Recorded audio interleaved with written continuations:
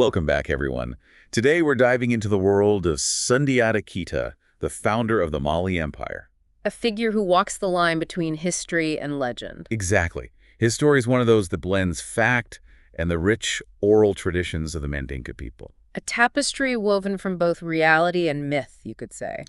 We'll be looking at sources like the Epic of Sundiata, passed down through generations by griots. The keepers of history in West African culture. Right, those living libraries preserving those genealogies and historical events through their songs and stories. And highly respected, even today. So Sundiata, often called the Lion of Mali, A fitting title. he was born around 1217. To a Mandinka king, Nuremagan Kanete. But his mother, Sogolon Kande, she faced some serious adversity. The epic tells us Sundiata was born with a physical disability. Unable to walk. And this, along with Sogolon Kande's appearance, well, it led to some ridicule at court. Can you imagine the strength she must have had to protect her son in that environment? It's remarkable. And then the story goes, Sundiata miraculously recovers. Talk about a turning point. Not just showing his willpower, but solidifying that image of him, as a chosen one. Someone destined for greatness. Like you see in so many heroic narratives. Overcoming adversity to reach a higher purpose. Makes you think about those who doubted him early on.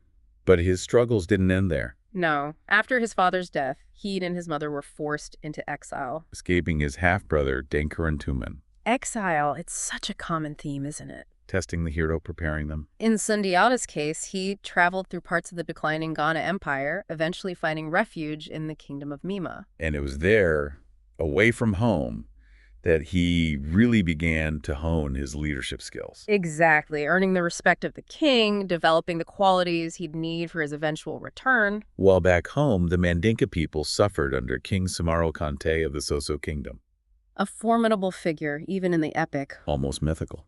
Known for his cruelty and sorcery, a serious threat to the Mandinka people and their way of life. This clash, Sundiata and Samaro, it wasn't just a power struggle. No, it was portrayed as a battle of good versus evil. Light against darkness. And while Sundiata's in exile, messengers reach him. Urging him to return and liberate his people. Quite the call to action. Armed with his growing reputation and an army from the King of Mima, he returns. Ready to confront Samaro and reclaim his birthright. And he meets with other Mandinka warlords on the plain of Sibi. Or Sibi, depending on the source. And they forge a pact to overthrow Samaro. Showing his ability to unite those different factions. This wasn't personal ambition, this is about survival. Exactly. And that alliance led to the epic confrontation. The Battle of Kirina, around 1235. A pivotal moment in West African history. More than just a skirmish, this decided the fate of the whole region. And as the epic tells it, Sundiata and his allies were victorious. Crushing Samaro's forces and giving rise to the Mali Empire. From exiled prince to Mansa, the King of Kings. It's no wonder his story has resonated through the ages. Now his name, it appears in several forms. Sogolon Jata, Sunjata, Mari Jata. It's like everyone spells it differently. Well, that's oral tradition for you. Different cultural and linguistic groups keeping his story alive. Adding to the complexity of his historical figure. And then there's the debate around his surname, Keita or Konete. Some scholars say Keita is more of a royal title, not a family name. Another layer added to his identity. Reminding us that history is rarely simple. Especially with figures whose lives are entwined with fact and legend. So we've covered his challenging early life, his exile, and his triumphant return at the Battle of Kirina. Now let's explore his accomplishments as he takes the throne. Sundiata's reign, it wasn't all about those military conquests. So what else did he achieve? He laid the foundation for a true golden age in the Mali Empire. He was a builder, a leader. Let's talk about his accomplishments as a ruler then.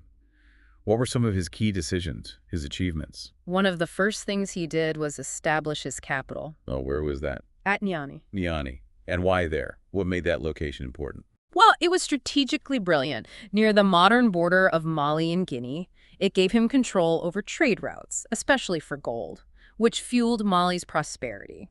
So he had an eye on economics as well as power. Exactly. A true strategist. And under his leadership, the empire expanded greatly. With the help of his generals. Yes. People like Tirama Contreor played a key role in those conquests. Conquering vast territories. They absorbed parts of the old Ghana Empire, really extending Mali's reach across West Africa. So that's how that massive Mali Empire we see on maps came to be. Yeah, he laid the groundwork for one of the most powerful empires in West African history. But what's fascinating is how he governed. The Mali Empire wasn't your typical absolute monarchy. Really? You mean he wasn't this all-powerful ruler making every decision? Not exactly. He understood the need for collaboration, for representation. He established a council, the Gabara Assembly. The Kabara Assembly, what was its purpose? Think of it as a system of checks and balances, representatives from different tribes and clans within the empire, ensuring that different voices were heard. Wow. So they advised the Mansa. They advised, they enforced laws, they even had a say in selecting the next ruler. That's pretty progressive for its time. Challenges our assumptions about how power worked back then. It does, and this system, while it evolved over time, had a lasting impact. Some of those principles can be seen even in modern-day Mali's constitution. Now that's a legacy. Speaking of lasting influence, what about religion during Sundiata's reign? We know Mansa Musa, who came later, was a devout Muslim, famous for his pilgrimage to Mecca. Was Sundiata also Muslim? While some leader accounts try to connect him to Islam, most historians believe he followed traditional African religions. What leads them to that conclusion? Partly the Epic of Sundiata itself. It's rooted in traditions that predate the widespread influence of Islam. There are also accounts mentioning his interactions with traditional spiritual leaders, So those attempts to link him to Islamic figures were likely later additions. probably by griots who were Muslim themselves wanting to incorporate Sundiata into their own religious framework. History being rewritten through a different lens. But even if Sundiata wasn't Muslim, Islam was starting to gain a foothold during his reign, right? Absolutely. It was a gradual process of cultural exchange and conversion, continuing under his successors and culminating in Mansa Musa's famous pilgrimage, which really put Mali on the world map. And Mansa Musa was Sundiata's great-nephew, right? Seems like remarkable leadership ran in the family. It did, and a lot of the success during Mansa Musa's time can be traced back to what Sundiata established. His focus on economic growth, political stability, territorial expansion, it all set the stage for Mali's golden age. So we've covered his political and military achievements. But did he leave a mark on other areas? Did his reign have an impact on Malian society and culture beyond politics and war? Absolutely. He's credited with introducing cotton and weaving to Mali, which really boosted the empire's economic development. Cotton and weaving, they seem pretty basic, but I guess they had a wider impact. Oh, definitely. Cotton became a major cash crop, boosting trade. And weaving provided new opportunities for artisans, helped local industries grow. It wasn't just about conquering land, but developing the empire from within. Truly a visionary leader, from military strategist to economic innovator. And his legacy goes beyond the material achievements, too. He helped shape a strong, unified Malian identity, which still resonates today. The values of courage, justice, and unity celebrated in the Epic of Sundiata, they've become ingrained in Malian culture. So it's more than a historical document, it's a testament to the power of storytelling. Exactly. It shows how stories shape who we are, where we come from. And that can really impact how we view the world. Speaking of stories, there's an interesting parallel I've always found fascinating. People point out similarities between the Epic of Sundiata and a certain Disney movie. You mean The Lion King? Right, Disney says it's inspired by Hamlet, but those parallels with Sundiata's epic are striking. A young prince facing adversity, exiled, and ultimately returning to reclaim his place. It's a classic tale, overcoming challenges and fulfilling your destiny. And it appears across cultures and time periods. Maybe Disney tapped into that, consciously or not. Intentional or not, it's a fascinating connection. It shows how stories transcend cultures. But let's get back to Sundiata's legacy.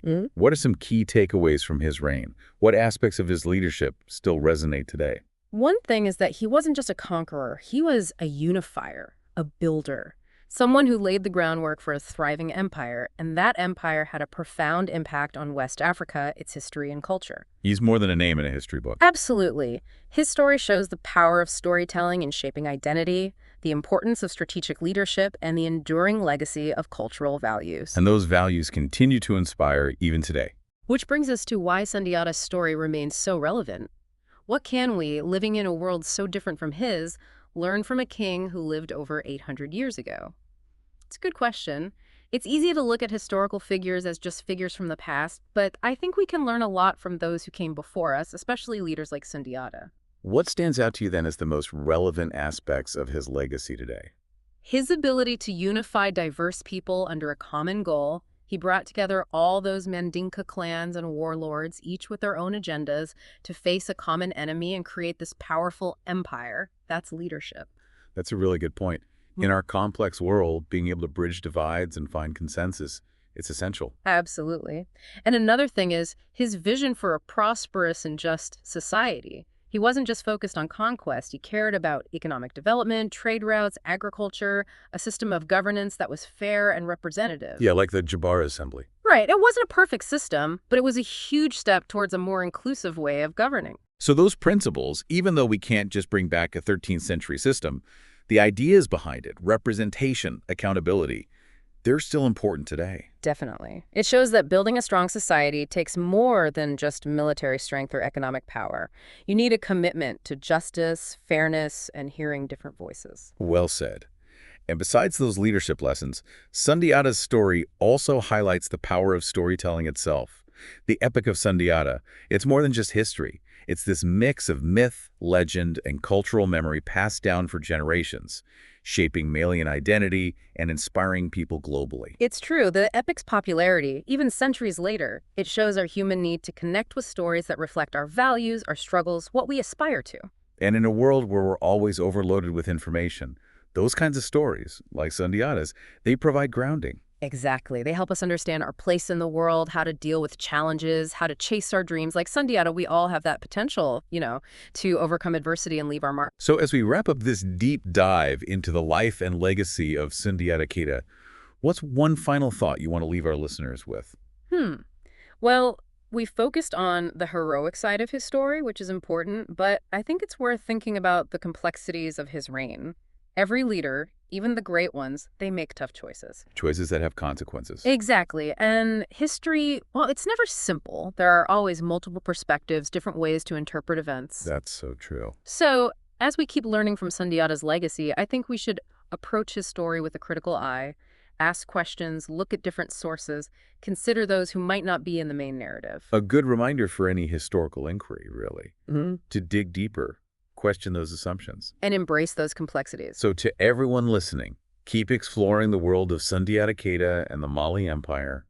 Read the Epic of Sundiata, explore the works of historians, maybe even watch The Lion King with fresh eyes.